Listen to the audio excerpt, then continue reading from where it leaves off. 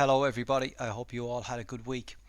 Before I start this week's video, there are a number of recurring questions that come up in the comments. So what I've decided to do is add an FAQ, frequently asked questions, to the description section of the video. So if you've asked me something in last week's video and it is one of those recurring questions, you will find the answer in the description below. Now before we continue working on this HP Pavilion 14 laptop, let's do a quick recap. So first of all, I connected my power to the laptop. We tracked our voltage coming in underneath this track and across through these two MOSFETs, through our current sense resistor, and we confirmed that we had 19.65 volts after this current sense resistor. Next, we checked the voltages at the battery management IC, which is this ISL 88739B, and all of the voltages around this IC seem to be okay. Next, we checked to see if our 3.3 volt power rail was online. We found the IC responsible for producing that. We found that it had 19.65 volts on the input. It was producing our 3.3 volts on the LDO output, but we were getting nothing on our higher current LX output. We then checked voltage on pin 12, which is the enable pin for that higher current 3.3 volts output, and we found that it measured 0.0 volts. And lastly, we checked at our Super I/O. We identified that on pin 100 was the S5_on signal, which is the signal that is sent down to our enable pin on our 3.3 volt IC to switch on that higher current 3.3 volt power rail, and we measured 0.0 volts. We also checked on pin 110, which is our power button signal. We found that we had 3.3 volts there, but when I grounded that, it did not switch the laptop on. So let's continue working on this laptop and see if we can make more progress. Now, a lot of you left comments underneath last week's video. Thank you very much for that. So I'm going to go through some of your suggestions here. The first suggestion was to see what the resistance was on enable pin 1. So let's take that measurement.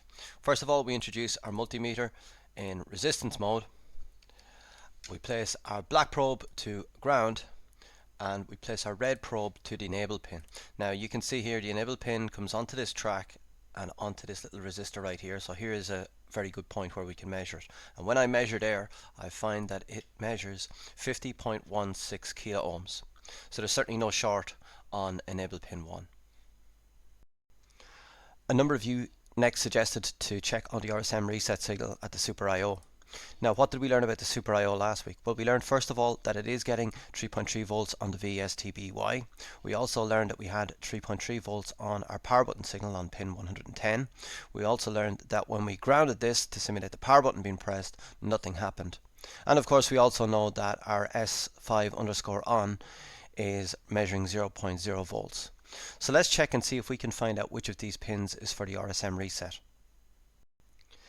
Now, the two difficulties I have when working with this motherboard are: number one, none of the components on the board are actually labeled, and number two, I don't have a schematic for this exact motherboard. I have a schematic and a board view for a very similar board, but I'm not 100% that, of what the differences are. But if I look at this board view here and we check for the RSM reset signal, you'll find it here, or we can search for it. See, it's on 119. If we zoom in on that, we can see pin 119 is in fact the RSM reset. So let's measure that. And back to our actual motherboard, we can see pin 119, and we're going to mark in RSM reset on that. To take a voltage measurement there, we introduce our multimeter in volts DC in 20 volt range. We connect our black probe to ground, and we connect our red probe very carefully to pin 119. And when I measure there, it measures 0.0 volts. So we don't actually have the RSM reset signal. It's measuring 0.0 volts. Now, we confirmed earlier that the power button signal is getting 3.3 volts, and when we jumper that to ground to simulate the power button being pressed, nothing happens. We're not getting the RSM reset, and none of the other power rails are coming online. So I just wanted to check around all of the components near the Super I/O and confirm that we didn't have a short on any of these components. So I quickly powered off the laptop, checked for resistance at each of these, and I could not find any evidence that there was a short at any of these components. A number of you mentioned in the comments below to check the 32 kHz crystal to make sure that that was functional. I located that in the schematic. It is labeled as Y1 here, but I don't actually have an oscilloscope. I really need to get one, and I naively thought that you were able to measure these with the frequency setting on a regular multimeter, but I understand now that that's not possible. So this is a step that I'm not ignoring what you're saying in the comments, but it's just not something I'm capable of doing without getting an oscilloscope. Now, while I was taking measurements around the Super I/O, I noticed that there seemed to be a bit of dirt around the DIMM socket, and that the pins didn't look like they were soldered correctly. And as you can see here, the first pin at that end is slightly off the joint.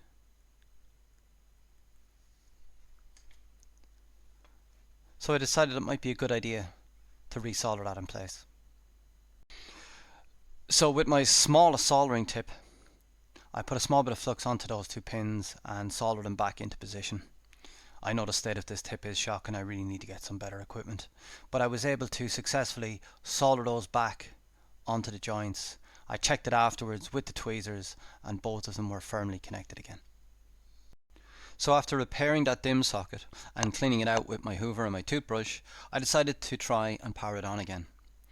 So you might be asking, well, why don't I just press the power button? I should have made this clear earlier. I don't have the daughter board that has the power button on it. So what we're doing instead is we're locating where the power button signal comes in to the Super I/O, which as we saw earlier is on pin 110, which is labeled as PWR_BTN.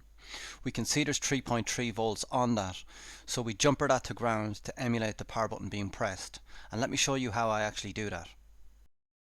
So what I do is I put my multimeter in current mode, I place my black probe to ground, and I use my red probe to touch off that power button pin. When I touch off it, I can see that it goes to 33 milliamps, and then I release it, and that emulates the power button being pressed. Now I'm sure some people will probably say, why are you using your multimeter to jumper the power button to ground? Why don't you just use a jumper wire or a tweezers? That would be far easier. Well, there's two reasons I like using my multimeter for doing this. Number one, I have very small, fine, accurate probes on my multimeter, so I can very accurately touch off these pins without crossing any wires or touching the wrong thing. Second reason is you can see the current rising up as you touch it off the power button, so I know when it's actually registered as having shorted the pin to ground. But you're welcome to use whatever means you want to short that pin to ground to simulate the power button being pressed. So after simulating pressing our power button, I wanted to check on the voltages again to see if it made any difference, having cleaned up our DIMM socket. So at pin 119 or SM reset, I checked for the voltage there, and this time we have 3.3 volts. At the S5_on pin 100, I checked for the voltage here, and we also measured 3.3 volts. So we've established that our S5_on signal is now present and measuring 3.3 volts at our Super I/O. As we mentioned earlier, that signal should be sent down to pin 12 of this 3.3 volts regulation IC in order to switch on the higher current 3.3 volts power rail, which then should be present at pins 19 and 20. So let's check and see is the signal reaching the IC first. Now pin 12 comes out to here where we measured it at this resistor before, and we previously measured 0.0 volts. So what can we measure now? Well, now we're measuring 3.3 volts. So that should be the appropriate signal to switch on the higher current 3.3 volts power rail. And when we measure at pins 19 and 20 at this inductor here, we find that we now have our 3.3 volts higher current power rail. I decided to check again on all the other secondary power rails and see which ones are present now.